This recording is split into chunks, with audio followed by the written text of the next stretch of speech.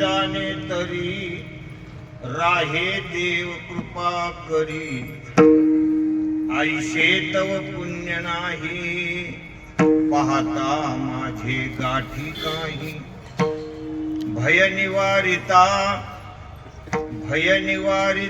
कोण वेगळा अनंता आईशे तव पुण्य नाही पाहता माझे गाठी काही तुका म्हणे वारे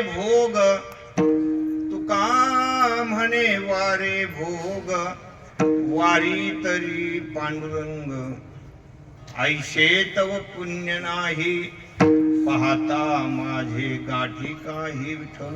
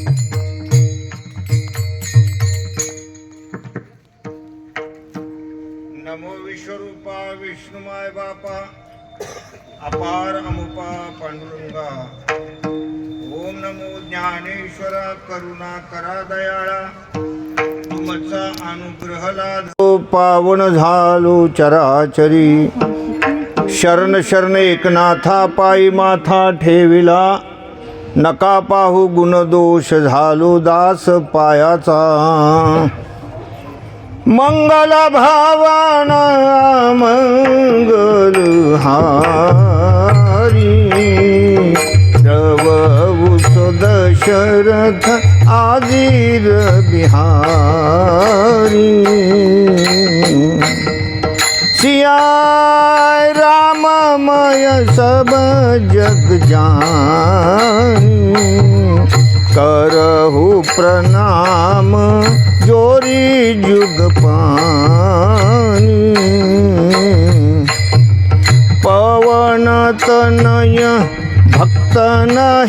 हितकारी हृदय विराजत आवध बिहारी।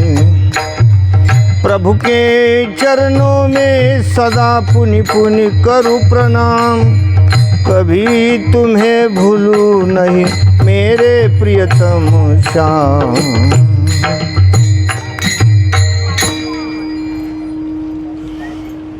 येणे जाणे तरी राहे देव कृपा करी, ऐशे तव पुण्य नाही पाहता माझे गाठी काही। प्रस्तुत प्रसंगी सेवेकरता निवडलेला अभंग श्रीमान जगद्गुरु जगद्वंदनीय महाराष्ट्रभूषण वैराग्यमूर्ती तुकोबाराय यांचा हा 4 कडव्याचा भगवत कृपा कशानं संपादन होईल आणि भगवत कृपा झाल्यानंतर जीवनामध्ये काय घडत असतं असा भाव सांगणारा हा अत्यंत गोड अभंग सेवेकरता घेतलेला आहे। विठ्ठल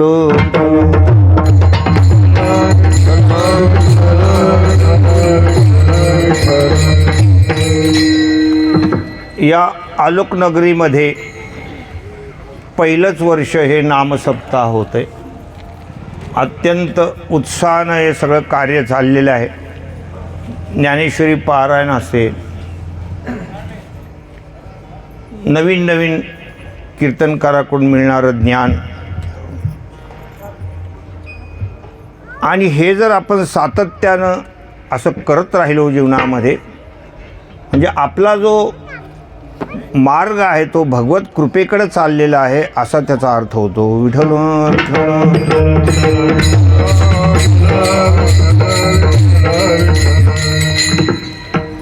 भगवंताच्या कृपेसाठी आपण जीवनामध्ये साधना करायला पाहिजे।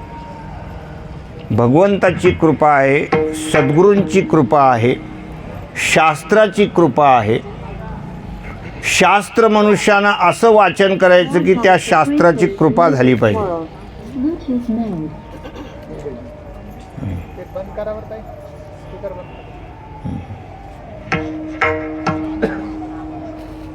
आपल्या कल्याणाचे जर अंगानं जर बघितलं तर आपलं हे शास्त्र आहे। ज्ञानेश्वरी पारायण करतो आपण, हे आपल्या कल्याणाचं शास्त्र आहे। ज्ञानेश्वरी ग्रंथाचं जर कोणी अध्ययन केलं तर त्याला उद्धार करण्यासाठी इतर कुठलेही ग्रंथ वाचण्याची ऐकण्याची गरज नाही। म्हणजे दुसरे ग्रंथ चांगले नाही असा त्याचा अर्थ नाही। म्हणजे ज्ञानेश्वरीमध्ये एवढं सामर्थ्य आहे। इतरही ग्रंथसामुग्री पुष्कळ आहे, पण ज्ञानेश्वरीसारखा जो ग्रंथ आहे त्याचं जर आपण अध्ययन केलं आणि सातत्य जर ठेवलं तर, सातत्याला फार मोठं महत्त्व असतं, तर त्या शास्त्राची आपल्यावर कृपा होते। 7 दिवसाला जर आपण पारायण करत राहिलो म्हणजे घरी, आपल्या घरी 7 दिवसात असं सप्ताह कुठे कुठे होणार, कुठे जाणार आपण, पण 7 दिवसाला जर आपण ज्ञानेश्वरीचं पारायण करत असलो तर 108 पारायण झाल्यानंतर ज्ञानेश्वरी ग्रंथ कंठस्थ होतो, की त्याची कृपा होते। सातत्यानं जर आपण प्रेमानं वाचत गेलो तर, नाहीतर आपलं उरकून टाकायच्या हिशोबानं नाही, त्याच्यामध्ये एक निष्ठा, त्याच्यावर नितांत प्रेम, की ज्ञानेश्वरी म्हणजे प्रत्यक्ष ज्ञानोबारायच आहेत। एक एक ओळीमध्ये मला ज्ञानोबारायचं दर्शन घडतं असा जर भाव ठेवला तर ज्ञानेश्वरी ग्रंथ कंठस्थ होतो। कितीतरी असे आळंदी संस्थेमध्ये विद्यार्थी ज्यांचं ग्रंथ कंठस्थ आहे। सातत्य ठेवल्यानं शास्त्राची कृपा होते, शास्त्र कळू लागतं। आणि शास्त्राची कृपा झाली नाही तर मनुष्याच्या जीवनामध्ये आपण कसं जीवन जगावं, हे मनुष्य शरीर आहे, याच्यामध्ये फार मोठे नियम असायला पाहिजे। हे नियमानं जीवन जगण्याचं हे शरीर आहे। उच्छृंखल जीवन जगण्यासाठी हे मनुष्य शरीर नाही आहे। पशुतुल्य जीवन जगणारी जी माणसं आहेत ते दिसायला माणसं आहेत, असायला पशु आहेत। विठ्ठल विठ्ठल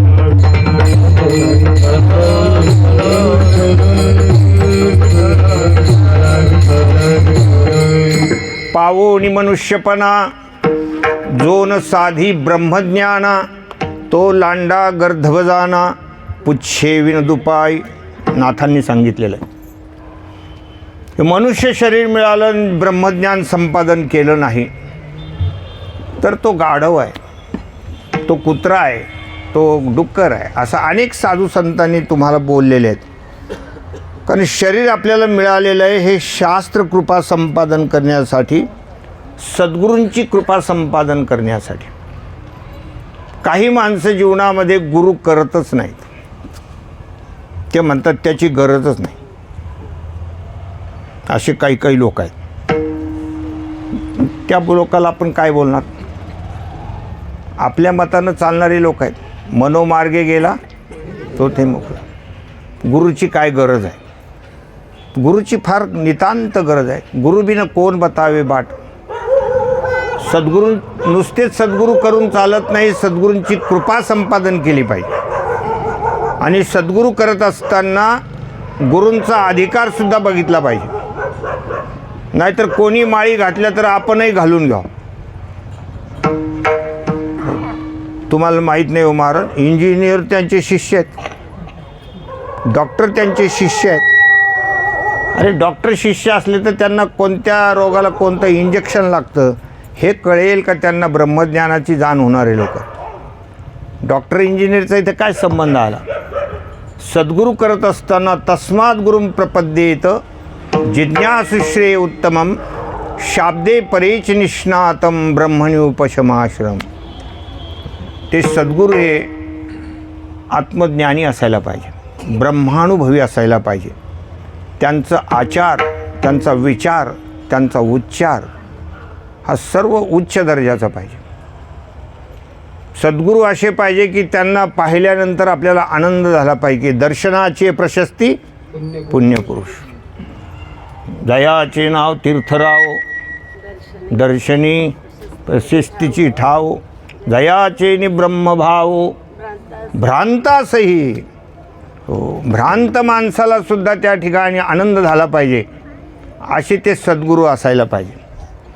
म्हणजे दुसरे लोकांनी केले म्हणून आपण केलं आहे असं नसे पाहिजे. त्याला जाणून गुरु करना जान के, पाणी पिना छान के. आता बाटली ते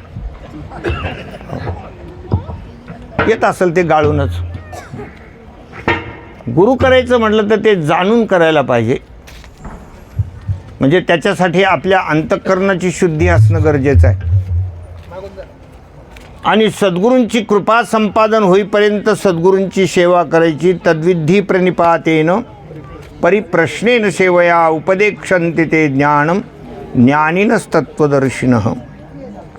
ज्याप्रमाणे शांतीब्रह्मनाथ महाराजांनी सद्गुरू जनार्दन स्वामींची सेवा केली, सद्गुरू जनार्दन स्वामी संतुष्ट होईपर्यंत, त्यांच्या कृपेला पात्र होईपर्यंत की त्यांनी भगवान दत्तात्रयांचं दर्शन घडून दिलं नाथांना. जनार्दन स्वामी नाथावर अत्यंत प्रसन्न होते. त्याचं कारण नाथांनी आपलं स्वत्व संपून टाकलं होतं. नाथ वेगळे ठेवलेच नव्हते, एका जनार्दनी. आपल्याला वेगळं ठेवलंच नाही. सद्गुरूमध्ये त्यांनी काय केलं? एकरूपता करून घेतली. अशी सद्गुरूंची सेवा घडली म्हणजे सद्गुरूंची आपल्यावर काय होते? कृपा होते. आणि सद्गुरूंची कृपा होत नाही तोपर्यंत आपण जो परमार्थ करत असतो ते क्रियात्मक आहे. क्रियात्मक गोष्टी आहे. मृदंग वाजवणं, पेटी वाजवणं, विणा वाजवणं, टाळ वाजवणं, चाली म्हणणं, कीर्तन करणं, कथा करणं, पारायण करणं, हे सगळं आहे. ह्या क्रियात्मक गोष्टी आहेत. ह्या गोष्टी वाया जाणार नाही. कारण भागवत धर्मामध्ये कुठलीच गोष्ट वाया जात नाही. पण सद्गुरू कृपा झाल्याशिवाय तुमचा उद्धार होणार नाही. भागवत धर्मातल्या सगळ्याच गोष्टी वाया जात नाही. इथं येऊन कोणी झोपलं तरीसुद्धा ते वाया जात नाही. बिचाऱ्याला इथं यायची तरी बुद्धी झाली. इथं येऊन झोपणंसुद्धा वाया जात नाही. काही ना काहीतरी ते फल देऊन जातं. पण खऱ्या अंगानं सद्गुरूंची कृपा संपादन होईपर्यंत त्यांची सेवा करायला पाहिजे. तनु मनु जीवे चरणाशी लागावे, अगरवता करावे दास्य सकळ. ते सद्गुरू कृपेची फार नितांत गरज आहे आणि भगवंताची कृपा. ते सद्गुरू कृपेच्या माध्यमातून जसं शास्त्रकृपा, गुरुकृपा आणि त्या माध्यमातूनच भगवंताची कृपा होत असते. हो. के पूर्ण कृपा केली सद्गुरुनाई के पूर्ण कृपा केली सद्गुरुनाई के पूर्ण कृपा केली सद्गुरुनाई के पूर्ण कृपा केली निज वस्तुता विनी माती निज वस्तुता विनी माती माझे दाविले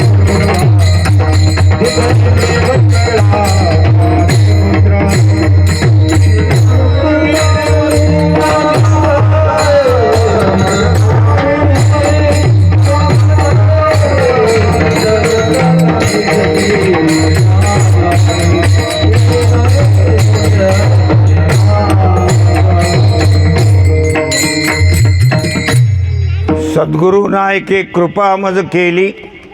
आता यांनी सद्गुरू कसा उच्चार केला तुम्ही? पूर्ण शब्द. आमच्याकडं पूर्ण शब्द ह्या अभंग जिथे जिथे मी वाचला तिथे तो पूर्ण शब्द नाही. आता तुम्ही कुठे वाचला ते मला माहिती नाही, पण आमच्याकडं असं आहे, सद्गुरूना एक कृपा मज केली माझी मज दाविली निज वस्तू माझी मज दाविली निज वस्तू माझे रूप मज दाखविले डोळा दिधली प्रेमकळा ज्ञानमुद्रा. असू शकतं पाठभेद, तुमचं काही चूक आहे असं म्हणत नाही, पाठभेद असू शकतं, पण परत एकदा बघून घ्या काही कमी जास्त असलं तर. कारण संत वाङ्मय आहे आणि शब्दाचं थोडंसं इकडं तिकडं चालत नाही, कारण त्याचे थोडे अर्थभेद होऊन जातात. विठ्ठल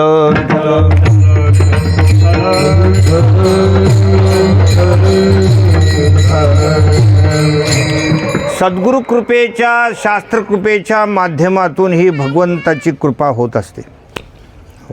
अशी ही कृपा आहे. आणि जगद्गुरू तुकोबाराय या आजच्या अभंगामध्ये असं सांगतायत की भगवंताची जी कृपा आहे ती कशानं होत असते, भगवंताची कृपा कशानं होते आणि भगवंताची कृपा झाल्यानंतर आपल्या जीवनामध्ये काय घडत असतं. या दोन्ही गोष्टीची आपल्याला फार नितांत गरज आहे. देवाची आपल्याला गरज आहे का वाटत नाही सांगत, प्रत्येकाला गरज आहे. देव म्हणजे आनंद. आनंदपदी जया म्हणती हरी. देव म्हणजे आनंद, जिथे दुःखाचा लवलेश नाही अशी जी अनुभूती त्याला देव म्हणतात. मग मला सांगा, कोण असा माणूस आहे की आम्हाला आनंद नको म्हणून, आमच्या जीवनामध्ये आनंद नको असा म्हणणारं कोणी मनुष्य सापडेल का? कोणीच सापडणार नाही, कोणीच सापडणार नाही. प्रत्येकाला वाटतं आपल्याला असा आनंद पाहिजे की त्याच्यामध्ये दुःखाचा लेश पण नको. तो आनंद म्हणजेच परमात्मा आहे, त्याची प्रत्येकाला गरज आहे. माणसाला ते वाटत नाही, त्याचं ते अज्ञान असतं. मला सांगा, शिक्षणाची प्रत्येकाला गरज आहे की नाही? पण काही खेड्यापाड्याचे काटे शिकत नाहीत, म्हणजे आईवडिलाचा लाड जास्त राहतो, शाळेत जात नाही, शिकत नाही, मग ते तसेच राहून जातात. वडिलाचा लाड, आईचा लाड. एक पोरगं शाळेत जात गेलं तरी परत पळून यायचं, गेलं तरी पळून यायचं परत. मग काय ते तसंच राहिलं. आणि मोठ्या घरचं लेकरू, श्रीमंत बाप, हो, मोठ्या माणसाचं असल्यावर ते धकून जातं. तो लग्नाला आला नंतर आता त्याची जास्त कोण चौकशी करणार, कारण ते मोठ्याचं लेकरू आहे ना. हो, कारण मोठ्या माणसाच्या कुत्र्याला सुद्धा भिवून राहावं लागतं. श्रीमंत माणसाच्या दरवाजात जर कुत्रा असला तर त्याला सुद्धा आहो हाडा म्हणावं लागतं. हो, अरे हाड केलेलं चालत नाही. समर्था घरची श्वान त्याला सर्वही देती मान. तसं हे श्रीमंताचं पोरगं आहे, याला जास्त चौकशी नाही केली. पाहुणे आले, मुलगा दिसायला चांगला होता, सोयरीक झाली, लग्न झालं. आणि पहिल्यांदा तिथे सासूरवाडीला गेला तर 2-3 दिवस 4 दिवस राहिला. खूप अगोदर जावई लोक राहत होते 4-4, 8-8 दिवस. आता लय घाई झाली लोकाला. राहायला पाहिजे हो. भगवान राहिले ना क्षीराब्दीमध्ये. भगवंताला सुद्धा सासूरवाडी आवडतेच. पण ते काय आता अगोदर 2-4 दिवस राहिलं तर ते मस्तपैकी त्याचे सगळे खानपान वगैरे व्यवस्था चांगली होती. आणि मग अचानक सासऱ्याला काम पडलं. सासरे मुंबईला गेले. म्हणले जावे बुवा अजून 2 दिवस थांबा, मी 2 दिवसात परत येतो, मग नंतर तुम्हाला रवाना करू. म्हणजे मुलीबरोबर मुलीला रवाना करायचं होतं. बरं म्हणले काही हरकत नाही. म्हणले तुम्हाला काही कामाची अडचण आहे का, काही तशीच गडबड तर नाही? याला काहीच येत नव्हतं ना. हा मला तशी काही गडबड नाही, मी निवांत राहतो, याला काहीच येत नव्हतं. मग राहिले 2 दिवस. तर 2 दिवसानंतर सासरेबुवा येणार, तर तिकडं त्यांचं काम वाढून गेलं. 2 दिवस अजून काम लागणार, 2 दिवस थांबावं लागणार. म्हणून त्यांनी तार केली. अगोदर आता फोन नव्हते, तर ते तार म्हणायचं. आणि ते तारमध्ये कमी शब्दात लिहावं लागतं. थोडे कमी शब्दात ती लिहून आली की आणखी कामाला 2 दिवस लागणार, 2 दिवस थांबा, असं ते कार आली. ती तार त्या पोस्टमननी सासूबाईच्या हातात दिली. ती दरवाजात उभी होती. सासूबाईला वाटलं जावई बुवा इथे असताना, एवढ्या मोठ्या घरचे जावई बुवा आपल्याला भेटले, ते असताना आपण ही तार कशी काय वाचायची. मग त्यांच्या हातात दिली आणि त्यांनी मग ती उघडली आणि ते लागले रडायला. ते शिकलेलंच नव्हतं. डोळ्यात टपटप पाणी पडायला लागलं. पश्चाताप व्हायला लागला. आता माझी इज्जत जाणार. पाण्यात डोळ्यात पाणी पाहिल्याबरोबर सासूबाईचं काळीजच गेलं ना. म्हणजे काहीतरी दुर्घटना घडली. तिनं तर लगेच आवाजच वाढवला, मोठ्यानं रडायला लागली. हो, आणि लगेच बोलायला सुरुवात केली. आताच बसून खायचे दिवस आले होते ना, लगेच सुरू, जसं काय गेलं ते. मग मोठ्याने आवाज केल्यानंतर आजूबाजूच्या महिला जमा झाल्या.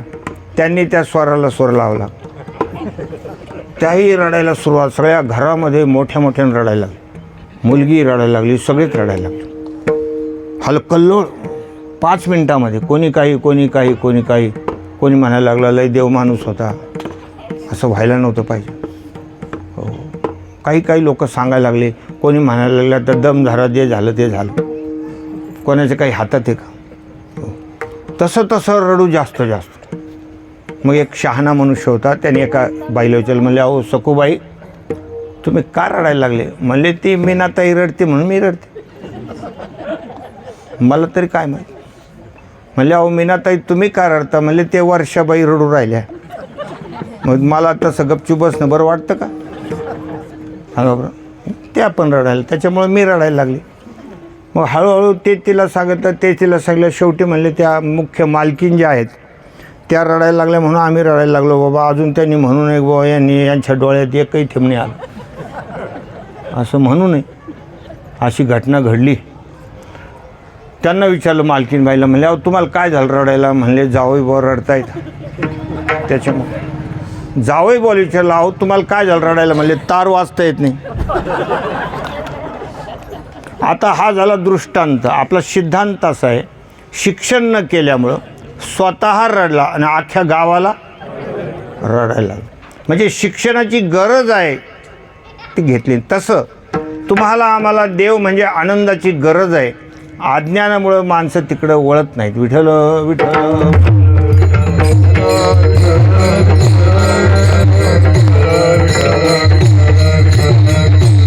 म्हणून भगवंताच्या प्राप्तीसाठी चांगले कर्म करावे लागतात, भगवत उपासना करावी लागते, ज्ञान संपादन करावं लागतं. जगद्गुरू तुकोबाराय सांगतात की भगवान कृपा करतो, आणि ते पहिल्या कडव्यामध्ये साधना सांगतायत.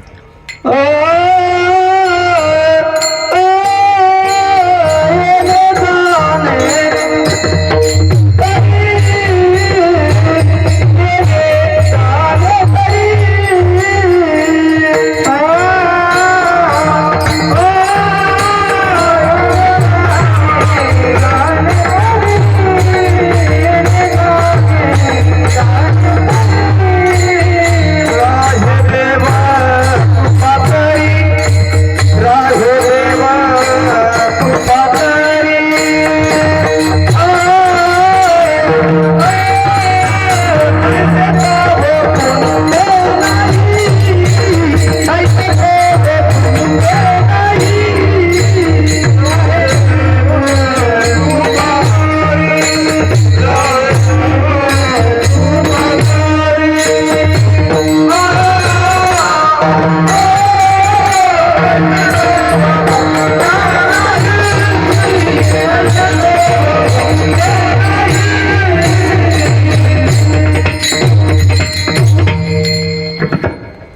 येणे जाणे तरी राहे देव कृपा करी. जरी मी कीर्तनाला लांब आलो पण सगळे घरचेच माणसं आहेत बरं. आमचे भुकेले साहेब भेटलेले आहेत, आमचे मोहिते भाऊ आहेत, हे फार सुंदर उत्कृष्ट, राहुल महाराज वगैरे सगळी मंडळी, आमचे निघोटे महाराज, हे सगळे माझी ओळखीचे आहेत. आमच्या आदरणीय खराताई आहेत, खूप अभ्यासू जीवन आहे त्यांचं. म्हणजे वाङ्मयाची सेवा ज्याला म्हणतात ते त्यांच्याकडून काही गोष्टी शिकण्यासारख्या आहेत. विठ्ठल विठ्ठल.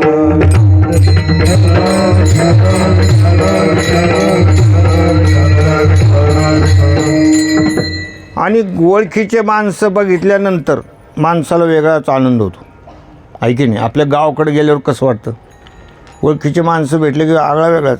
आणि आमचा असा स्वभाव आहे, ओळखीचे लोक पाहिले की अभंग अनोळखी घेत राहतो. आणि जिथं कोणीच ओळखीचे नाही तिथं ओळखीचा अभंग घेतो. मग त्या लोकांना वाटलं पाहिजे महाराज आपल्या आटोक्यातले बरं. विठ्ठल विठ्ठल.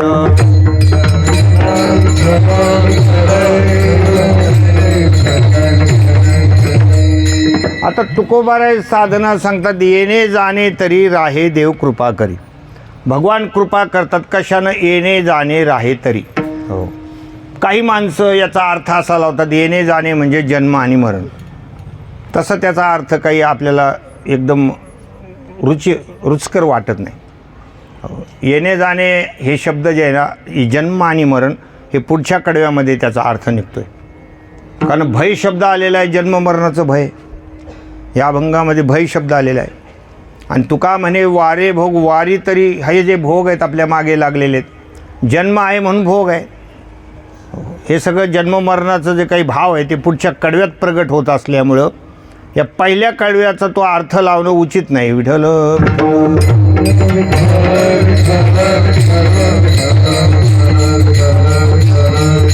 मग आता तुकोबारांच्या शब्दाकडं आपण बघू की येणे जाणे तरी राहे देव कृपा करी. येणे जाणे राहे तर परमात्मा कृपा करतात. आता हे येणे जाणे काय आहे? येणे जाणे म्हणजे उपासना आहे. जसं आपण पंढरीची वारी करतो, वारीला 15 दिवस जातो, भगवान नामचिंतन घडतं, सगळं घडतं, आणि पुन्हा येणे का तिकडेच राहणे, पुन्हा तिकडेच जाणे. आता तुकोबारांच्या मुखातले हे शब्द असल्यामुळं येणे म्हणजे पंढरीला येणे आणि पुन्हा घरी जाणे. जसं तुकोबाराय म्हणतात का येणे जाणे, येणे म्हणजे पंढरीला या, पुन्हा घरी जा, तुमचे जे कर्तव्य कर्म आहे ते करा. कारण एकदमच सगळं घरदार सोडून विनाकारणचं असं काही त्याग करणं साधू संताला आवडत नाही. काहीच नाही द्या सोडून सगळं, असं नाही ना. तुमचे कर्तव्य कर्म जे आहेत ते तुम्ही भगवत अर्पण बुद्धीनं करा, ती सुद्धा भगवंताची सेवा होते. आपले जे काही कर्म आहेत ना, नित्य कर्म आहेत, नैमित्तिक कर्म आहे, हो, काही काम्य कर्म आहेत, निषिद्ध कर्म आहेत, प्रायश्चित्त कर्म आहेत, हे कर्माचे प्रकार आहेत. याच्यामध्ये जे आहेत ना महाराज, निषिद्ध कर्म जे आहे ते मनुष्यानं जीवनामध्ये करायलाच नाही पाहिजे, कधीच नाही करायला पाहिजे. निषिद्ध कर्म आहे. म्हणजे जसं आता काही पण खायचं, काही पण प्यायचं, हे निषिद्ध कर्म आहे. मनुष्य शरीरामध्ये हे असं काही पण करायचं नाही. कोणाला काही पण बोलायचं, उद्धटासारखं शिवीगाळ करायची, हे निषिद्ध कर्म आहे. ह्या गोष्टी करायच्याच नाही. आणि काम्य कर्मसुद्धा माणसानं करायचं नाही. काम्य कर्म करायचं नाही. काम्य कर्म म्हणजे सकाम भावनेनं केलेली पूजा, सकाम भावनेनं केलेलं यज्ञ, हे सुद्धा करायचं नाही. कारण ते सुद्धा पुढं माणसाला दुःखच देतं. सकाम भावनेनं जर तुम्ही पूजा यज्ञ केला, कितीही तुम्ही खर्च करा, कितीही मोठा यज्ञ करा, लाखो रुपये जरी खर्च केले, पण सकाम भावनेनं झालेलं यज्ञ दिसायला धर्मकार्य आहे, पण त्याच्यापासून पुण्याची निर्मिती होते आणि त्या पुण्याने तुम्हाला स्वर्गातले भोग मिळतात. स्वर्गामध्ये ज्या गोष्टी, अमृत प्यायला मिळेल, त्या चिंतामणीच्या सडकावर चालायला मिळेल, उच्चश्रवा घोड्यावर बसायला मिळेल, अप्सरा बघायला मिळतील, हे सगळं मिळेल, पण पुण्य संपून जातं. ते एवढं मोठं केलेलं पुण्य, एवढ्या मोठ्या दिलेल्या याना, म्हणजे मराठी भाषेत सांगायचं म्हणजे एवढ्या याना दिल्या, पण ते शेवटी तिथं गेल्यानंतर त्याला मीटर लागलं, ते कमी कमी होत गेलं आणि ज्यावेळेला ते संपलं त्यावेळेला पुन्हा जन्माला आले. म्हणजे हे एवढे कुटाने केलेले वाया गेले. तिथं थोडा वेळ बरं वाटलं, जरा मजा वाटली बुवा पाहून ते. असं भोगामध्ये पाहायला माणसाला बरं वाटतं, पण ते शेवटी भोग संपून जातात. आनंद येतो माणसाला काही काही भोगाच्या गोष्टीमध्ये, पण ते काही टिकाऊ असतं का सांगा तुम्ही? ते काही शाश्वत असतं का? पुढे चालून ते दुःखाला कारणीभूत होतं. म्हणून काम्य कर्म करू नये. आता काही महाराज मंडळी वगैरे तुम्हाला प्रवृत्त करतात की तुम्ही काहीतरी महादेवाला मागा, एक लोटा जल, इकडं असेलच ना ते चालू, आणि हर समस्या का फल. महादेवाचं तुम्ही सेवा करा, पूजा करा, ही काही गोष्ट सर्वांनाच मान्य आहे. कारण भगवान महादेव कुणाला मान्य नाही सांगा तुम्ही? वारकरी लोकंसुद्धा म्हणतात हरिहरा भेद नाही करू नये वाद. पण तुम्ही महादेवाला मागता ही गोष्ट चुकीची आहे. कारण जे मागितलेलं आहे ते संपणारी गोष्ट आहे ना, ते काही राहणार आहे का सांगा? आणि संसारामध्ये काही एक गोष्ट आहे का म्हणून तुमची पुरी होणार आहे? मरेपर्यंत हात समोरच असतो माणसाचा. मरेपर्यंत तुम्ही देवाला मागतच राहणार का? त्या नंदीच्या कानात नेहमी गुरगुर गुरगुर करीतच राहणार का? सांगा बरं. कारण आपलं मागणं सरतच नाही ना. एक झालं की दुसरं चालूच आहे, एक झालं की दुसरं चालूच आहे. एक सारिता तो पुढे उभे एक. मांजर मेली, नेऊन टाकली तर घरात उंट मरून पडले. असा हा संसार आहे. फाटक्या याच्यासारखा देव असे थिगळं द्यायला, त्याला काय म्हणते ते? थिगळं देऊ देऊ करते त्याला, असं कधी गोधडी. आपला हा संसार गोधडीसारखा आहे. थोडा पाय लांबीला की फाटलंच.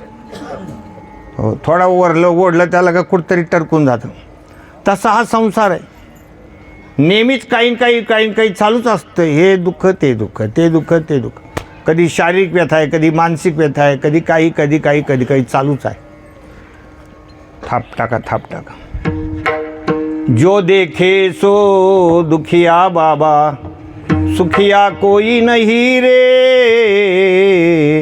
जो देखे सो दुखिया बाबा. मग या संसारातल्या गोष्टी देवाला मागायच्या नाही. ते काम्य कर्म होऊन जातं. कारण मागितलं देवाने दिलं तरी त्याचं त्या ठिकाणी ते नाश होऊन जातं. आणि एखाद्याला दिलेल्या गोष्टीपासून आपल्याला दुःखसुद्धा निर्माण होऊन जातं.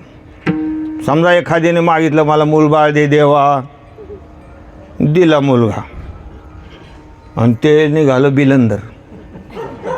आता काय महादेव त्याच्या मागे उभा राहणार आहे? ते भलतं खोडकर निघालं, जसं काय फाल्गुन महिन्यात झालेलंच. हो, भलत्या खोड्या करायच्या. असं काही मुलं आहेत. काय सुख झालं? एक बाई एस टीमध्ये चढली. अगोदरचा काळ होता, खूप लेकरं व्हायचे. 6 मुलं घेऊन एस टीमध्ये चढली. आणि ते 6 मुलं एवढे बिलिंदर, एवढे माकडावानी, सगळ्या एस टीतल्या लोकांना त्रास द्यायला लागले. कोणाची टोपी ओढ, कोणाच्या खिशात हात घाल, कोणाचा पेन काढून घे, कोणाच्या पोटाला गुदगुल्या कर, असं काही पण करायचं. सगळे लोक त्रस्त झाले. काही लोक म्हणले, कंडक्टरला सांगितलं, म्हणले अहो कंडक्टर साहेब सांगा ना या बाईला लेकराला आवरायचं सांगा ना. कंडक्टर साहेबांनी सांगितलं, म्हणले बाई अर्धे घरी ठेवायला पाहिजे होते, तुम्ही सगळेच इथं घेऊन आले. ती म्हणली बाबा मी काय एवढी येडी आहे का, अर्धे घरीच आहेत. विठ्ठल विठ्ठल.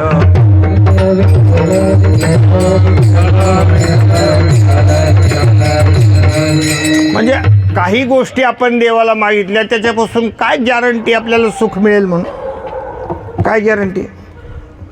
एखाद्या मुलाचं लग्न होत नसेल, तो मला महादेवा मी पाणी घालतो, माझे 2 हाताचे 4 होऊन द्या. 4 हात होऊन आणि झाले.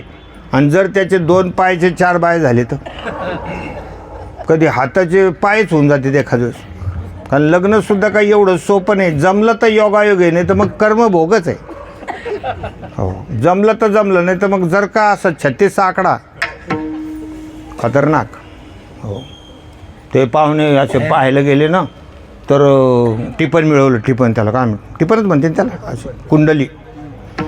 मग ते पाहुणे तिथं बसलेले होते, मुलाकडून आलेले. मग ते पाहिलं तर मुलीवाले खुश झाले. ते मुलीचे बाप म्हणायला लागला काय चांगलं टिपण उतरलं हो. 36 गुण उतरले. 36 गुण उतरले. मग ते पोरावाले उठले, म्हणले आम्हाला नाही करायची पोरगी. म्हणले का बरं 36 गुण उतरले? म्हणले मग आमचं पोरगं तर लई डांबरट आहे म्हणे. मग ती बी तशीच असेल. हो 36 गुण काय कामाचे म्हणे. हो आम्हाला वाटलं जरा बरी भेटल. तर असो, आपल्याला ज्या गोष्टी मागायच्या त्या भगवंताकडं मागायच्या नाही, भगवंताची फक्त सेवा करायची, काही मागायचं नाही. काही मागणे हे आम्हा अनुचित. साधू संत काही लोक तुम्हाला त्या ठिकाणी प्रलोभन दाखवत असतात, त्यांचे उद्देश वेगळे असतात.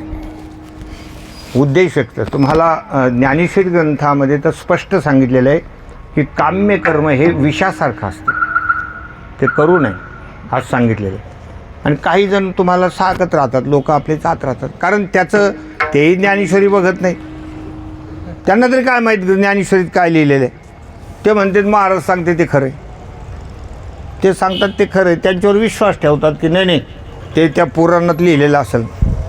पण तुम्ही कधी त्याच्यात डोकून पाहिलं का त्याच्यात आहे का नाही? ते हो त्याच्यात त्या गोष्टी नाही, पण आपण त्याच्यावर विश्वास ठेवतो ना. मग याच्याकरताच आम्ही सांगत असतो घरामध्ये ग्रंथ पाहिजे, आपण पाहायला पाहिजे व हे खरं आहे का खोटं आहे, हे जे सांगतायत ते याच्यात आहे की नाही हे तपासून घ्यायला पाहिजे.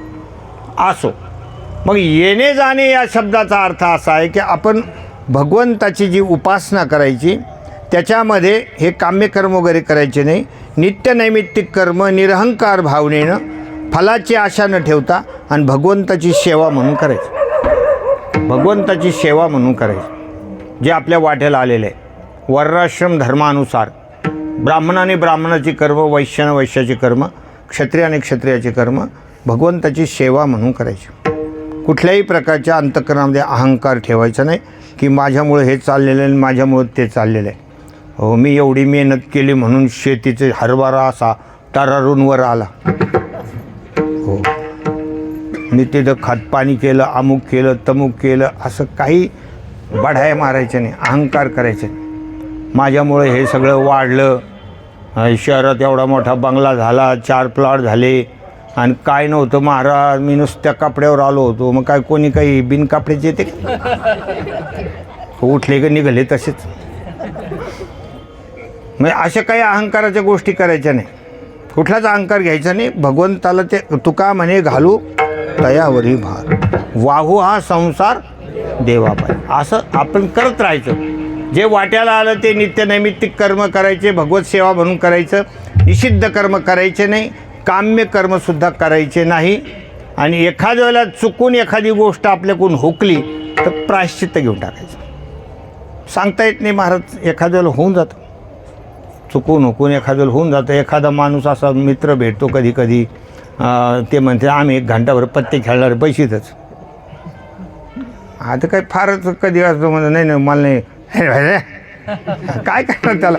कधी कधी असं एखादी गोष्ट घडली तर आपलं प्रायश्चित्त करून घ्यायचं. एखाद्या माणसाला तसं तर आपण स्पर्श करू नये. जे दारुडे लोक आहेत त्यांच्या अंगाला शिवणंसुद्धा चुकीचं आहे, ते दोष लागतो. मग असं एखादं घडलं, कधी कधी लग्न करायला आम्ही जातो, एखादा पाहुणा पिऊन पडून येतो, लगेच महाराज, लगेच आलिंगन. म्हणजे काय आलिंगन घडेल मोक्ष सायुज्यता जोडी थोडंच येते. मग असं काही घडलं तर मग घरी जाऊन आंघोळ करून घ्यायची, प्रायश्चित्त घ्यायचं, आंघोळ करून घ्यायची. व त्याला आपला हात लागला म्हणून. असे बुंगाऱ्या बागाऱ्या जर हात लागला ना तर आंघोळ करायची.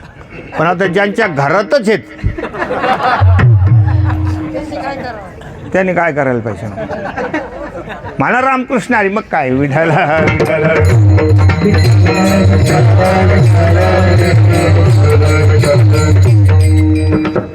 हलकट माणसाच्या इथं जर जेवण करण्यात आलं चुकून तरी घरी जाऊन आंघोळ करून घ्यायची, नाही तर मग अशी वकारी करायची, वांती करायची, प्रायश्चित्त करून घ्यायचं. व हो हलकट माणूस आहे, हा चांगला माणूस नाही, हो याचं वागणं चांगलं नाही, बोलणं चांगलं नाही, हे थर्ड क्लास माणूस आहे, याला काय खायची अक्कल नाही, आणि त्याच्या इथं पंगत कशाला. हो मग तिथं जाऊन खाल्लं तर मग घरी यायचं, असं करायचं, पुरं काढून घ्यायचं. हो आणि मग उरलं सुरलं काही एवढं तेवढं राहिलं तर काढा घ्यायचा. हो गंगेचं असं गंगेचं पाणी शिपडून घ्यायचं. याला प्रायश्चित्त म्हणतात. मी खोटं सांगत नाही, बरं इथं गादीवर बोलू राहिलो मी तुम्हाला. आता खोट्या नाट्या गोष्टींनी शास्त्र सांगतोय मी तुम्हाला. ज्ञानेश्वरी ग्रंथामध्ये याचा उल्लेख केलेला आहे. हे सगळं आपण करून घ्यायचं. असे हे जे कर्म आहेत, हे कर्म असे शुद्ध करून जो की त्यो धरदिनी, दास कबीरने ऐसी ओढी, आहे ना ते अनुप जळटाने गायलं. ओ झिनी रे झिनी राम नाम रस झिनी कबीरा, झिनी रे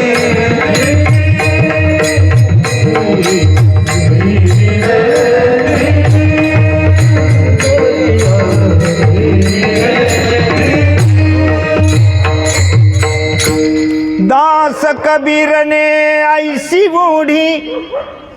त्यांनी ही अशी घोंगडी ठेवली की जीव की तीव धरदिनी, म्हणजे निर्मळ जीवन, निर्मळ. अशा पद्धतीनं ह्या सगळ्या गोष्टी करायच्या. आणि येणे जाणे याचा अर्थ उपासनेसाठी कधी येणं, कधी पुन्हा घरच्या आपल्या कर्तव्यकर्मासाठी हजर राहणं, असा अर्थ आहे. 15 दिवसाची वारी आहे. आता हे आमचे भुकेले साहेब आहेत, हे खूप वर्षापर्यंत पंढरीची वारी 3 नंबरमध्ये आपण चालत होतो. 3 नंबरमध्ये खूप उत्कृष्ट कीर्तनकार, प्रवचनकार मंडळी, अधिकार संपन्न महात्मा पुरुष, त्यांच्या मुखातून भजन करत करत चालचं. नाम घेता वाट चाली, यज्ञ पाऊला पाऊली. अनेक जन्माच्या पुण्याईनं तशा सेवा घडत असतात. ह्या सेवा आहेत, फार महत्त्वाच्या गोष्टी आहेत. अशा प्रकारचं भगवंताकडं जायचं, पुन्हा आपल्या कर्तव्य कर्मामध्ये यायचं, ह्या सगळ्या गोष्टी करायचं. हे जर झालं हो तर भगवान कृपा करतात, असं या अर्थ, या शब्दाचा अर्थ. येणे जाणे तरी राहे देव कृपा करी. हो, किंवा नित्यप्रेम भावे हरिपाठ गाय, हरिकृपा होय तयावरी, नाथांचं म्हणणं. आता किती जीव दिला दान,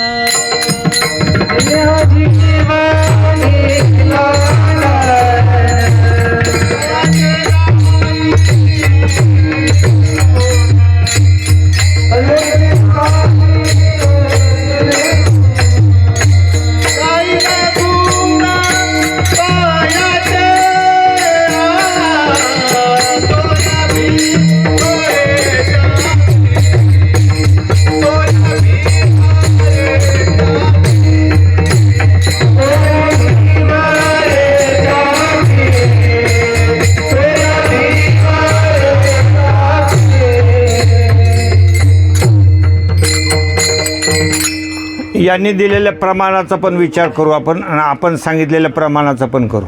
यांनी जे प्रमाण दिलं हे नाटाच्या अभंगातलं आहे. जेणे हा जीव दिला दान, तयाचे करीन चिंतन, जगज्जीवन नारायण, गायीन गुण तयाचे, जो या भिवरेच्या तिरी, कट धरोनिया करी, पाऊले समची साजिरी, अंतरी धरोनी राहीन. त्या भगवंताचं चिंतन करणं. हो, आता काही आपण 24 तास चिंतन करू शकतो का? आपल्या वाट्याला आलेले कामं पण करावे लागतात. कधी चिंतन करायचं, कधी आपले वाट्याला आलेले काम करायचे. म्हणजे चिंतनाकडे जायचं आणि पुन्हा यायचं, येणं जाणं. आपला विषय काय? येणे जाणे. हो, सातत्यानं तर काही ह्या गोष्टी घडू शकत नाही. काही लोक म्हणतात महाराज मग काय आपण अंगाला अंगार लावायचं काय? अंगाला राख लावून जमणार आहे का? आमच्या उद्योग संसाराच्या मागचे, आणि हे कोणी करायचे? साधू संत म्हणतात त्याला सोडायचं नाही. ते कर्म सचोटीनं करा, व्यवस्थित रीतीनं करा. कर्माला टाळा द्या असं साधू संत सांगतच नाहीत, कधीच तुम्हाला म्हणणार नाही तसं. तर हे जे आहे, ज्या भगवंतानं आपल्याला हे सगळं दिलेलं आहे त्याचं चिंतन करायचं.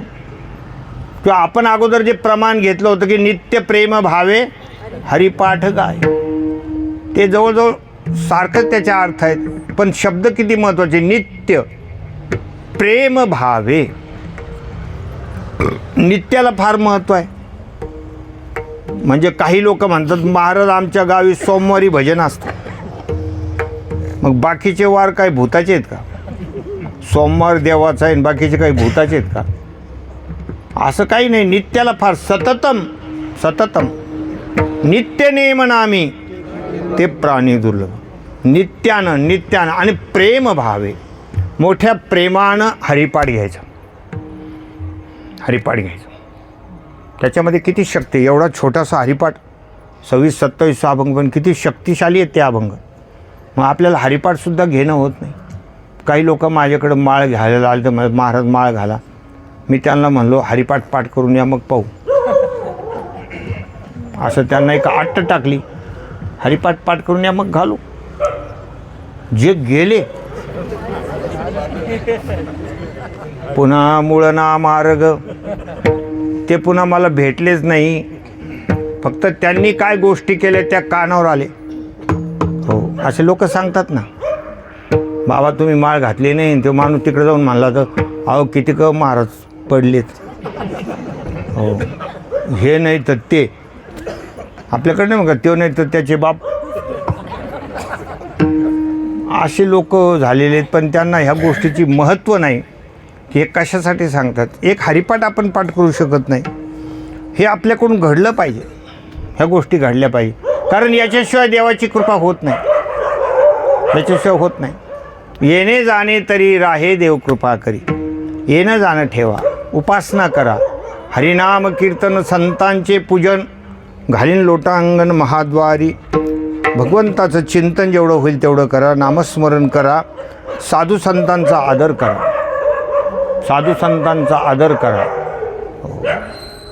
घाली संताशी असणे, पूजा करी काया वाचा मने, एका जनार्दनी जाणे इच्छिले ते पुरवी. त्यांचा आदर करायचा, त्यांचं पूजन करायचं. हो, आमच्या वर्षात एक दिंडी येत असते आमच्या हरिभक्तपरायण खराताईकडे. काय साधू संतांचा आदर कसा करायला पाहिजे ते फार मोठं असतं महाराज. ते आपल्याला दिसायला दिसतं, पण ते फार मोठी सेवा असते. साधू संत घरामध्ये आले तर आपण काय म्हणतो, साधू संत येती घरा तोची दिवाळी दसरा.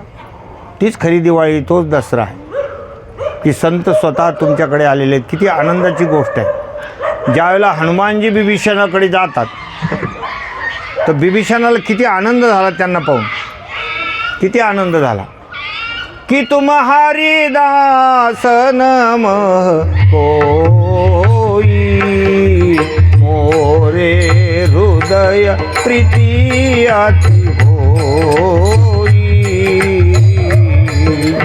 हो, किती आनंद झाला की तुम्हारी दास नमः कोई, मोरे हृदय प्रीती अति होई.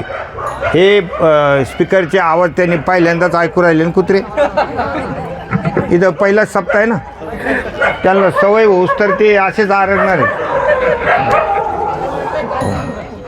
मग त्यांनाही वाटत असेल का मागच्या जन्मात आपल्याकडून विठ्ठल विठ्ठल म्हणता नाही आलं, आता ते विठ्ठल विठ्ठल करायला पाहायला लागले, पण कुठं आवाज निघतो. आता त्यांच्या तोंडात येत नाही ना. पहा, तसे ते विठ्ठल विठ्ठल म्हणून राहिले, पण ते जमायला तयार नाही त्यांना. विठ्ठल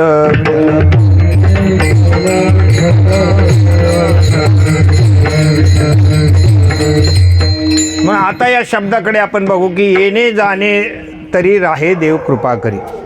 म्हणजे या अंगानं माणसानं ही उपासना करायला पाहिजे, मोठ्या प्रेमानं करायला पाहिजे. असं जर आपण करत राहिलो, जसं ज्ञानोबारायांना तसं काही कर्तव्य राहिलं नव्हतं, तर तरी पण ज्ञानोबाराय म्हणतात, माझे जीवीची आवडी पंढरपुरा नेन गुढी, पांडुरंगी मन रंगले, पांडुरंगी मन रंगले, पांडुरंगी मन रंगले, पांडुरंगी मन रंगले,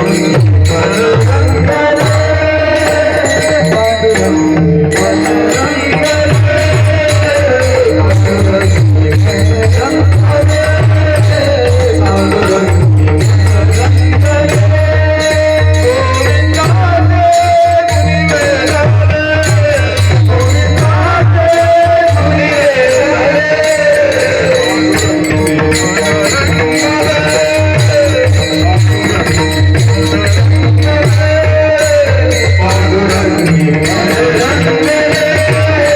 मन रंगले, पांडुरंगी ज्ञानोबाराय म्हणतात की माझे जीवीची आवडी पंढरपुरा नेन गुढी, पांडुरंगी मन रंगले, गोविंदाचे गुणी वेधले. अशा प्रकारचं हे भगवत चिंतन करत राहिलं पाहिजे. कधी कुठे कथा असेल तिथे जाणं, हे येणे जाणे. आता तुम्हाला काही आम्हाला असं म्हणतो का इथंच रात्रभर राहा म्हणून, असं काही नाही. तुम्ही आता कीर्तनापुरते या, पुन्हा जा, पण तुमची व्यवस्था कोण करणार आहे? आपापल्या घरी जावं लागेल ना. का काही कार्यकर्ते म्हणतील की तुम्हाला आम्ही सगळं जेव खाऊ घालतो रोज, तुम्ही कुठं जाऊ नका 7 दिवस. आज थोडंच यायचं आणि जायचं, येणे जाणे. कीर्तनाला या, श्रवण करा, त्याच्यातलं काहीतरी घ्या, आपल्या जीवनामध्ये परिवर्तन करून घ्या. परिवर्तनाला फार मोठं महत्त्व आहे. काहीतरी इथून जाताना घेऊन जायला पाहिजे. मागच्या वेळेला माझे चपलाच नाही आले लोक, आज थोडंच म्हणले महाराज तुम्हीच म्हणले काहीतरी न्यायला पाहिजे. असं नाही, शब्दाचा तसे अर्थ लावायचे नाही ना. हो, माझा एकदा थोडा आवाज खराब झाला होता, मी भजनी लोकांना म्हणलं मला जरा उचलून धरा, त्यांनी मलाच उचललं. आज थोडं त्याचा अर्थ लावायचा, शब्दशः त्याचा अर्थ नाही ना.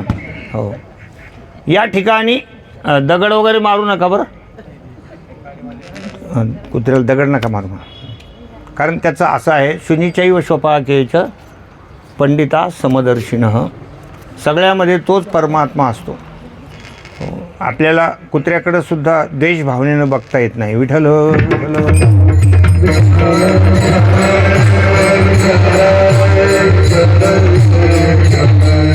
कुत्र्याचा सुद्धा आदर ज्ञानोबारांनी केलेला आहे. ग्राम सिंहाची ठाई. ज्ञानोबारां म्हणतात गावातला तो सिंह आहे. इतक्या गोडीनं आणि एवढ्या मोठे पण ज्ञानोबारा देतात कुत्र्याला. आपण पाहिलं हे ना, अरे हे आपला कार्यक्रम, पण ज्ञानोबाराय त्याला ग्रामसिंह म्हणतात. कधी आपल्याला चांगलं बोलायचं माहीतच नाही ना. एखाद्याचं नाव कृष्ण असलं तर किशा, हरी असलं तर हर्या. हे आपलं उद्योगच असा आहे, उद्योगच असा. चांगलं बोलणं आपल्याला माहीतच नाही. विठ्ठल विठ्ठल.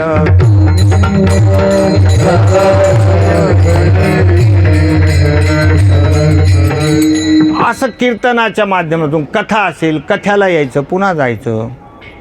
असे कुठे असेल भागवत धर्माचे कार्य होत असतील तिथं जायचं. कधी तीर्थयात्रेला जायचं. उठी पुत्रा होई जागा तीर्थे रे हिंड,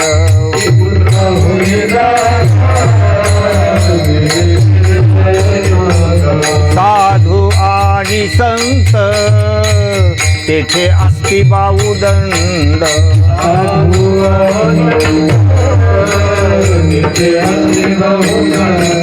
दया माझी ब्रह्मज्ञानी जो का न बोले वितंड.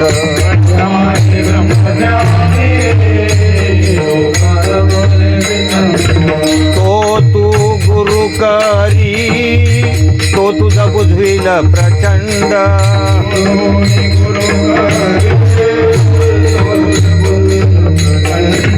जय तू रे तानुलिया गाई श्री गुरु चरण. जय तू रे तानुलिया गाई श्री गुरु चरण.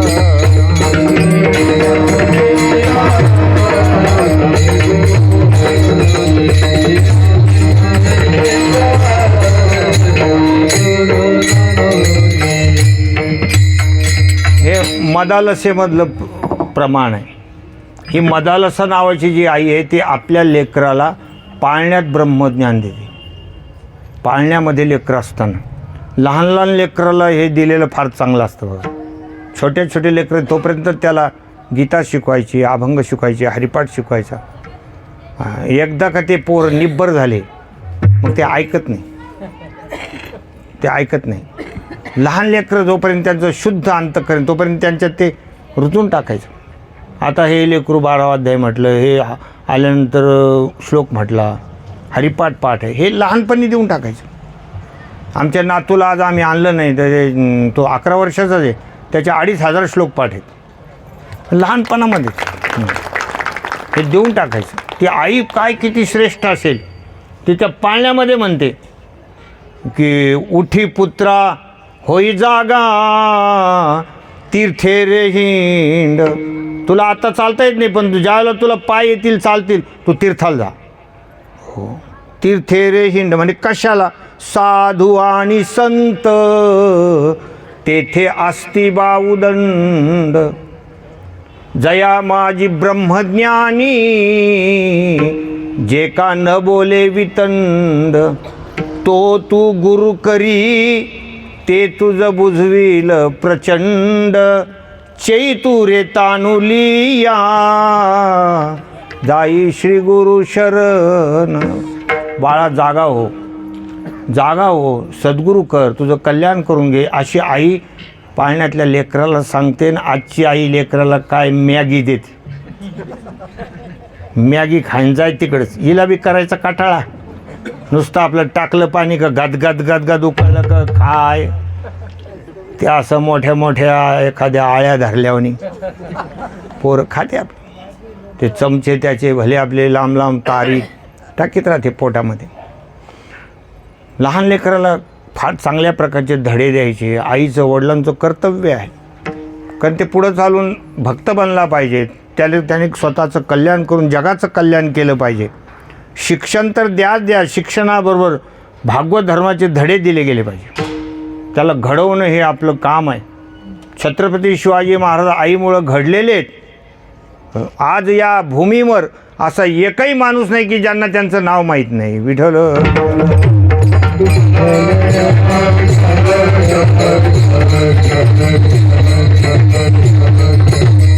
म्हणून हे सगळं जे काही येणे जाणे तरी राहे देव कृपा करी, अशा पद्धतीनं तुम्ही हे सगळं करत राहा. हळूहळू तुमचा पुण्याचा साठा होतो आणि भगवान कृपा करतो. पण तुकोबाराय म्हणतात अशी माझ्यावर देवाची कृपा होईल की नाही. तुमचं आमचं वकीलपत्र घेऊन महाराज बोलतायत असं, त्याच्यासाठी माझ्याकडे तेवढं काही पुण्य नाही असं तुकोबाराय. पुण्य नाही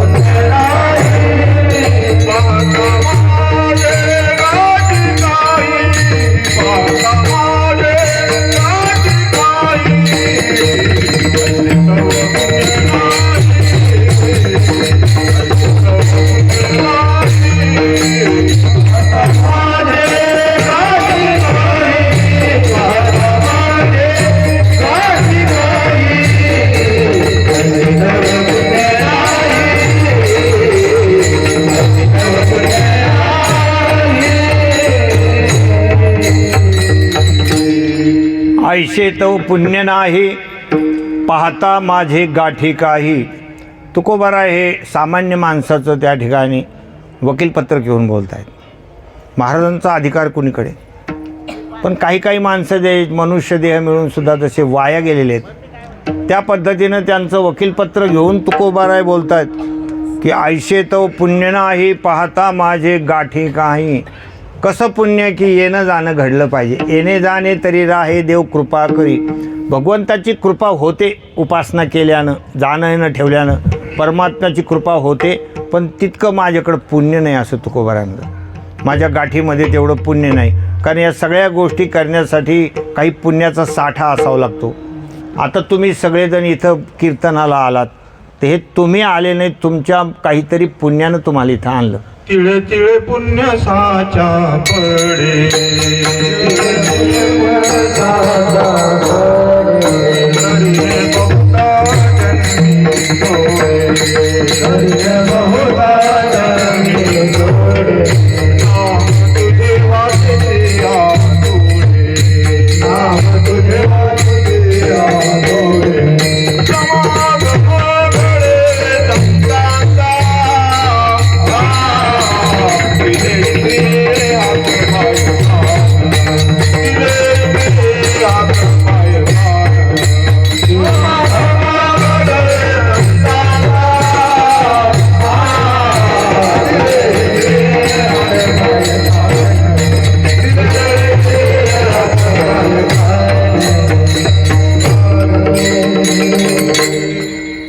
तिळपुण्य साचा पडे, ते हे बहुता जन्मी जोडे, नाम तुझे वाचेशी आतुडे, समागम घडे संतांचा. तिळ म्हणजे थोडं थोडं काहीतरी पुण्य घडत राहतं. आपल्याकडून सत्य बोलणं हे पुण्यच आहे, एखाद्यावर उपकार करणं हेही पुण्यच आहे, एखाद्याचं आडलेलं काम करून देणं हेही पुण्यच आहे, कोणाला मदत करणं हे सगळं पुण्यच आहे. असे काही लोक आहेत. आता मागे कोरोना काळामध्ये बरेच एकमेकाला मदतीला धावायचे. ते जेव माणसाजवळ माणसं उभे राहत नव्हते, आहे की नाही, पण त्यावेळेलाही काही लोक असे धावायचे. पुण्याचंच काम आहे ते. असे काही पुण्य करत राहणं, तर ते पुण्य थोडं थोडं थोडं साठलं. घरामध्ये एकमेकाशी प्रेमानं राहणं हे सुद्धा पुण्यच लागतं. संबंध टिकून ठेवणं, सासू आहे, सून आहे, दीर आहे, भाया आहे, जाऊ आहे, हे सगळे प्रेमानं राहणं, एकमेकाच्या कामाला येणं, ह्या ज्या गोष्टी असतात की सगळ्यांना वाटलं पाहिजे की काय आपल्याला हे मिळाले बा. सून घरात आली तर सासूबाईला आनंद झाला पाहिजे की काय चांगली मुलगी मिळाली, काय चांगली मिळाली. कधी असं उलटून सुद्धा बोलत नाही. कोणतंही काम सांगा, जी जी करतेच आहे, त्याच्यानं पुण्यच होतं ना. कुठलीही गोष्ट सांगितली तर हे नाही म्हणतच नाही, हे पुण्याचीच गोष्ट आहे. पण तसं आता सध्या कलियुगामध्ये एवढं तुम्हाला दिसत नाही ना, असं दिसत नाही. एखाद्याला मिळतं ते पुण्याच्याच गोष्टी असतात. असं करत राहायचं, जीवनामध्ये सगळ्यांना आनंद होईल अशा प्रकारे आपण वागलं तर पुण्याचा साठा होतो. आणि ते पुण्य आपल्याला इथे घेऊन येतं. कथाला, कीर्तनाला, तीर्थयात्रेला हे घडत राहिलं ना, असं येणं जाणं घडत राहिलं म्हणजे भगवान कृपा करतात. पण तुकोबाराय म्हणतात, आयशे तव पुण्य नाही पाहता माझे गाठी काही. कारण नामस्मरण मुखामध्ये येण्यासाठी पुण्य लागतं, ते त्याच्याशिवाय येत नाही. नाम तुझे वाचेशी हे जे आहे याला पुण्य लागतं ना. तरीच जिव्हागरी नाम येईल श्रीरामाचे, असेल पुण्य सामुग्री. पुण्याची सामुग्री असल्याशिवाय भगवंताचं नाम येत नाही. जयाचे वाचे पुढा भोजे, नाम अखंड नाम नाचत असे माझे. जे जन्मसहस्त्री ओळखी जे एक वेळ यावया. एकदाही भगवंताचं नाव मुखाला आलं तरी त्या ठिकाणी मोठं पुण्य लागतं. नाम मुखाला येणं याच्या नामामध्ये फार मोठी शक्ती आहे. दोघं भाऊ होते, त्याच्यातला एक भाऊ भयानक नास्तिक, कधी तोंडातून देवाचं नाव घ्यायचंच नाही. मग ते दुसरा भाऊ चांगला होता, साधू संत आले घरी घेऊन जायचं, दूध घ्या महाराज, नाश्ता करा, अमुक करा, जेवण करा, मदत करायची, सगळ्या गोष्टी आनंद. पण तो महाराज लोकांकडे नाराजी व्यक्त करायचा, म्हणले माझा भाऊ आहे पण कधीच देवाचं नाव घेत नाही, कधी सप्ताह नाही, काही नाही, काही नाही. आणि पोराचे सुद्धा नाव त्यांनी देवाचे ठेवले नाही. पोराचे सुद्धा असं दगडू असे ठेवून दिले, दगडू बिगडू कचरू असे नाव ठेवले. म्हणले पण त्याला देवाचं नाव घ्यायचं भयंकर कंटाळा.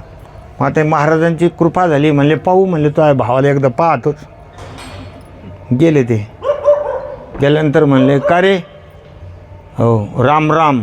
ते म्हणलं त्याला ते म्हणतच नव्हतं. ते काय झालं म्हणले तो जिभेला राम राम म्हणत नाही, हातसुद्धा जोडला नाही, असं सुद्धा केलं नाही. काहून चालत नाही काय, अजिबात नाही चालत. ते महाराज जरा शक्तिशाली होते, त्यांनी म्हणलं सेकंड म्हणलो, दिले ना त्याने हातात हात. महाराजांनी असं जोरानं दाबला, त्याच्या इथं रक्त यायची पाळी आली. म्हणतो का नाही म्हणले राम राम, तो असे बोटं तोडून टाकतो म्हणले आता. हो, मग त्याला ते एकदम कासावीस झालं. म्हणले हां राम म्हणलं, मग ते हात सोडला. मग जाता जाता महाराजांनी सांगितलं, आता तू एकदा राम म्हणला, तू जर मेला आणि तुला कोणी बी विचारलं तर त्याला फक्त एवढंच म्हणायचं की मी आयुष्यात एकदा राम म्हणलो होतो, त्याची किंमत सांगा. कोणी तुला विचारलं तर तेवढं विचारेल. पुढं चालून तो मेला. मेल्यानंतर मग त्याला यमदूतानं नेलं, यमराजाजवळ उभं केलं. यमदूतालाच विचारलं आधी, म्हणले मला नेऊ राहिले पण तुम्हाला एक प्रश्न आहे म्हणले मी आयुष्यात एकदा राम म्हणलो, त्याची किंमत सांगा. म्हणले आम्हाला माहीत नाही, आमच्या मालकाकडे चालावं लागतं. यमराजाकडे नेलं. यमराजा म्हणला आयुष्य त्यांनी नाव घेतलं नाही आणि हा आपल्याला प्रश्न करतो. मी यमराजाला विचारलं, म्हणजे मला आधी माझ्या प्रश्नाचं उत्तर द्या की राम नामाची किंमत सांगा. यमराजाच्या मांडीवर घेतलं यमराजानं, त्याच्या पाठवून हात फिरलं, म्हणले बेटा आपल्याला ब्रह्मदेवाकडे जावं लागलं. मला नाही सांगता येणार. ब्रह्मदेवाकडे नेलं. ब्रह्मदेव म्हणला मला 4 डोके पण एक बी डोकं काम करायला तयार. आपल्याला महादेवाकडे जावं लागलं. मग हे सगळं महादेवाकडे नेले. भगवान महादेवांनी सांगितलं मी तर रात्रंदिवस राम नाम म्हणतो, राम जपे सदाशिव, पण मला त्याची किंमत सांगता येणार नाही. याच्यासाठी आपल्याला प्रत्यक्ष विष्णू परमात्म्याकडे जावं लागेल. सगळे विष्णू परमात्म्याकडे गेले. विष्णू परमात्म्याने त्याला जवळ घेतलं. म्हणले काय प्रश्न आहे? म्हणले मला आधी सांगा राम नामाची किंमत काय. म्हणले तुला अजून कळाली नाही का? म्हणले नाही. अरे यमराजानं तुला मांडीवर घेतलं, त्यांनी कधी कोणाला मांडीवर घेतलेलं पाहिलं का? हो, आणि त्यांनी कोणाला चोंबाळलेलं कधी ऐकलं का? कानावर आलं का? त्याच्या मांडीवर बसला. ब्रह्मदेव भेटले, महादेव भेटले, पुन्हा माझ्याकडं आला. आता इतक्या थाटामाटात तुझा सगळा कार्यक्रम चालला आहे, ही कशाची आहे? म्हणजे ही कशाची शक्ती आहे? एवढी त्या रामनामाची शक्ती आहे. विठ्ठल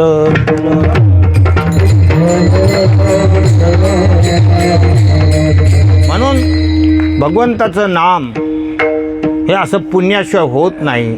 संतांची सेवा पुण्याशिवाय होत नाही. भगवत कथा श्रवण पुण्याशिवाय होत नाही. तुकोबाराय सामान्य माणसाच्या भूमिकेतून बोलतायत. ऐशे तव पुण्य नाही पाहता माझे गाठी काही.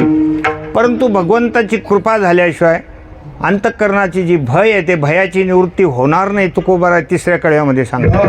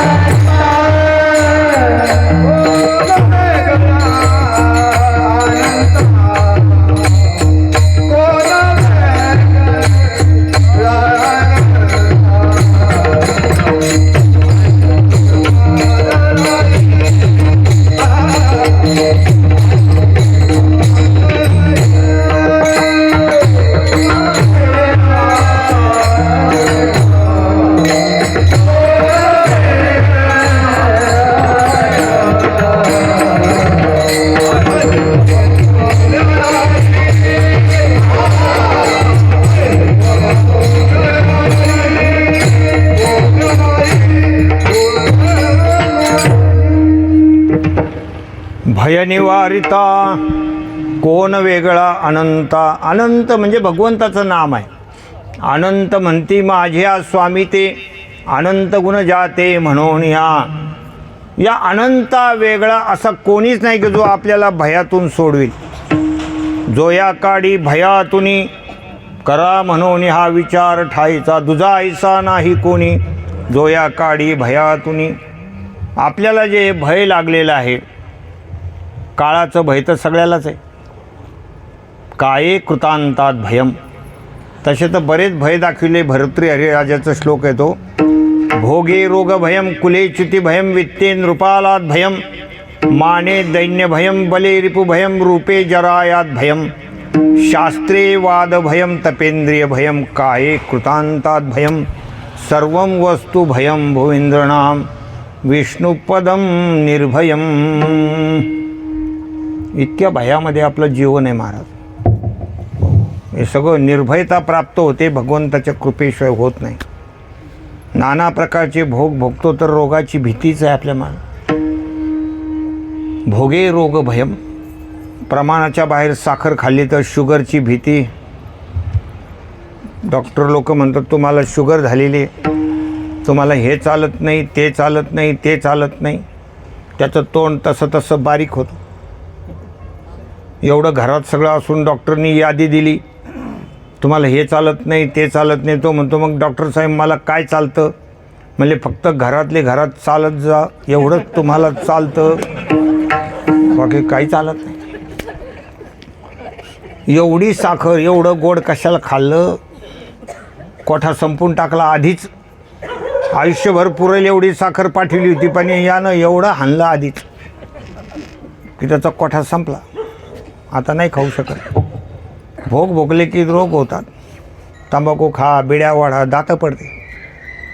दातं पडले की दुःख होतं.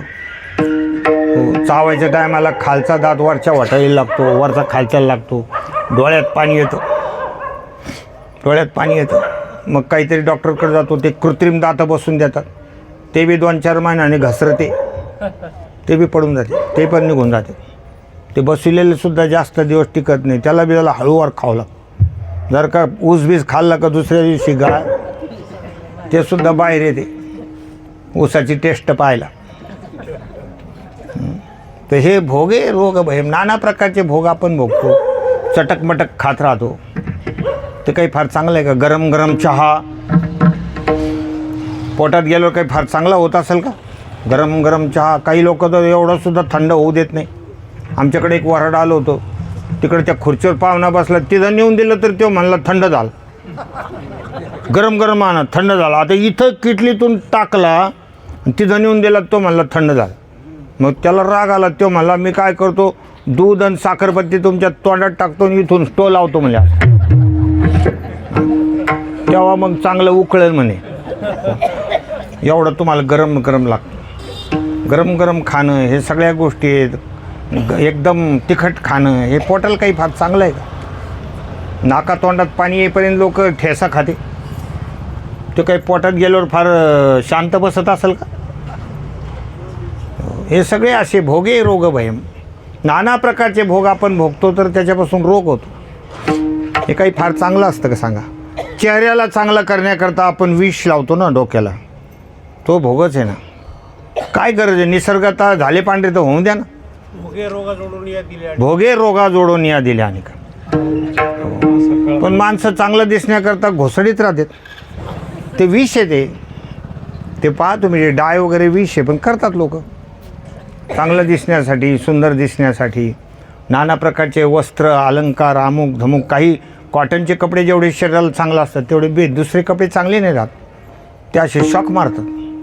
हे टेरिकॉटचे वगैरे जे कपडे आहेत ना, ते असे केसाला असे चिटकून राहते. आणि त्याच्यावर जर आपण थोडं असं घासल्यानंतर दुसऱ्याच्या अंगाला असं लावलं, त्याला झटका बसतो. बोट लावलं करंट लागतो त्याला. ते काही फार मोठे चांगले असतात का? पण नाना प्रकारचे भोग सामुग्री निघालेली आहेत. हो, हे पाहिजे, ते पाहिजे, ते पाहिजे, ते पाहिजे. हो, हजारो वस्तू खाण्याच्या निघालेल्या आहेत. श्रीमंताच्या लग्नामध्ये तर कधी कधी कळत नाही याला काय म्हणते. आपले लोक खाते म्हणून आपण खायचं. कोणी विचारतं हे काय, कोणाला माहीत, घ्याव खाऊ. आता श्रीमंताच्या घरी गेलं तर भलं मोठं ताट, चांदीचं ताट राहतं, वाट्या. असं एक अडाणी होतं माणूस, तिथं गेलं जेवायला. ते ताटात त्याने असं पिवळ्या रंगाचं पाणी पाहिलं. त्याला वाटलं काहीतरी चवदार असेल, त्याने घेतलं पिऊन.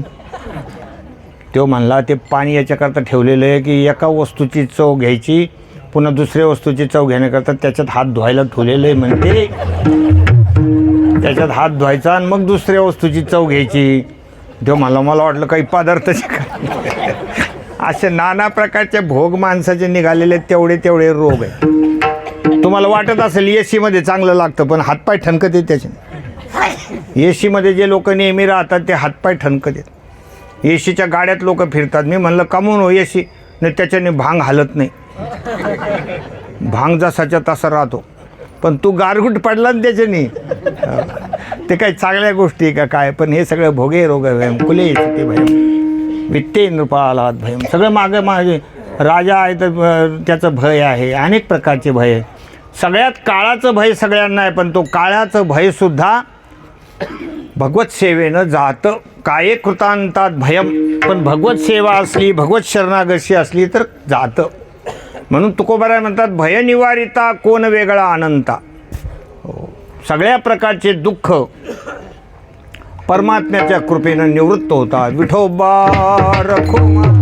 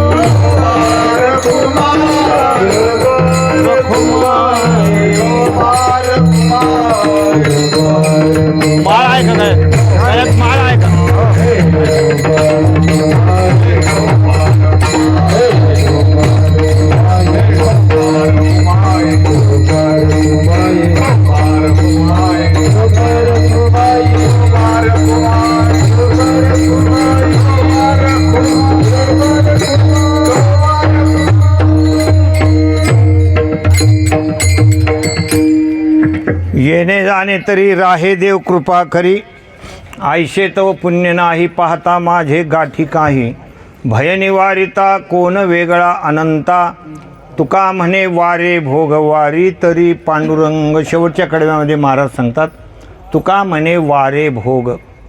हे जे भोग आहेत हे कर्माचे भोग आहेत महाराज, हे माणसाला टाळता येत नाही, टाळता येत नाही. पण भगवंताची कृपा झाली तर त्या भोगाचा सुद्धा माणसाला दुःख होत नाही. आणि सगळ्यात मोठा जर दुःखाचा भोग असेल तर जन्माचा आणि मरणाचा.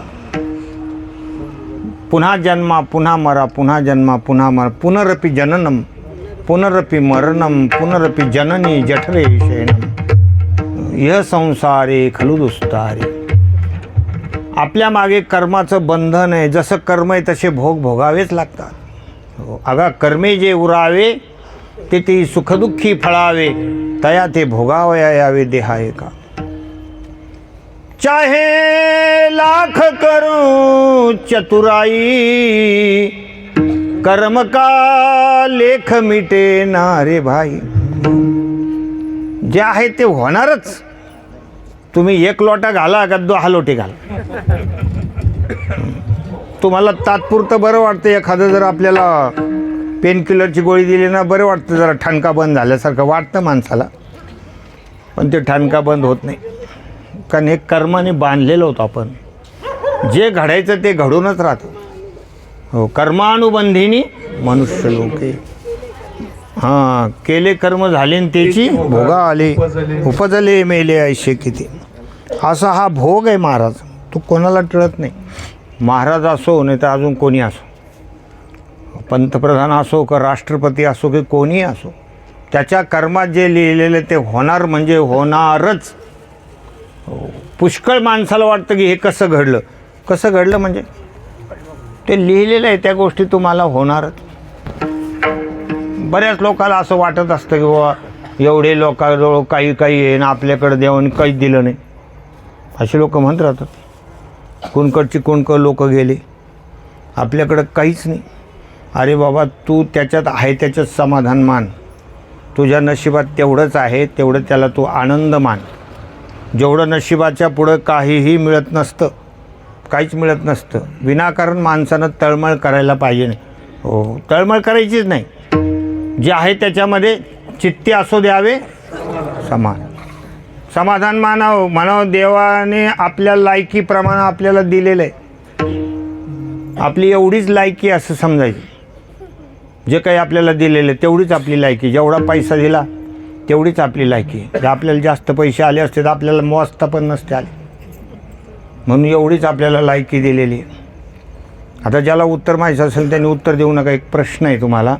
100 रुपये दोघात वाटायचे, एकाला 2 कमी द्यायचे, एकाला 2 जास्त द्यायचे, किती द्यायचे हो? एखाद्याने उत्तर द्या ना.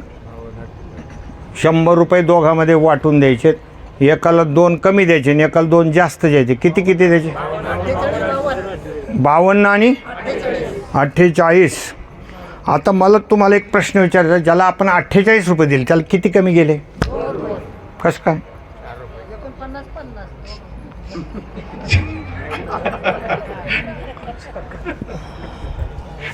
कोणी शिकलेलं काही? किती कमी गेले? आणि मी तुम्हाला किती म्हणलो? आपल्याला 100 रुपयाचा हिशोब जमाना. लोक देव कशाला पैसे देईल?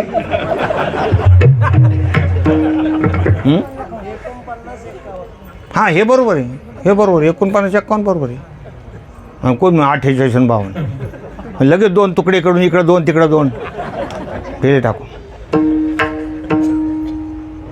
तर समजून घ्यायचं जेवढं दिलं आहे तेवढं आपलं जेवढं डोकं आहे तेवढं देवाने आपल्याला भरपूर दिलेलं आहे. आणि काही कर्माचे जे भोग आहेत ते टळत नसतात. भगवंताची कृपा संपादन झाली म्हणजे दुःखच होत नाही. तुका म्हणे वारे भोगन वारी तरी पांडुरंग. तुकोबारायावर अनेक संकट आले पण भगवंताच्या कृपा पात्र असल्यामुळे त्यांना कोणतंच दुःख झालं नाही. बोला, काही दुःख नाही. दरिद्रीचं दुःख नाही, पत्नी मेल्याचं दुःख नाही, कशाचंच दुःख नाही. दुष्काळ पडल्याचं सुद्धा दुःख नाही. बरे झाले देवा. कशामुळं? भगवंताच्या कृपेमुळं.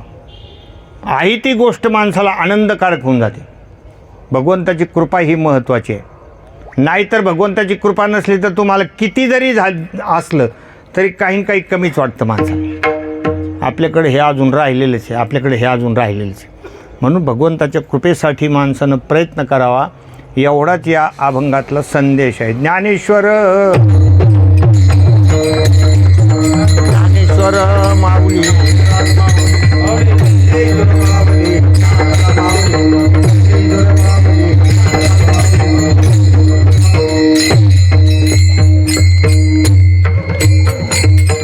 तरी न्यूनते पुरते अधिकते सरते करून घ्यावे तुमते विनवितोसे. प्रभू तुमचे केले हे धर्मकीर्तन सिद्धी गेले. हेथ माझे जी उरले पायिक पण विठ्ठल जय जय.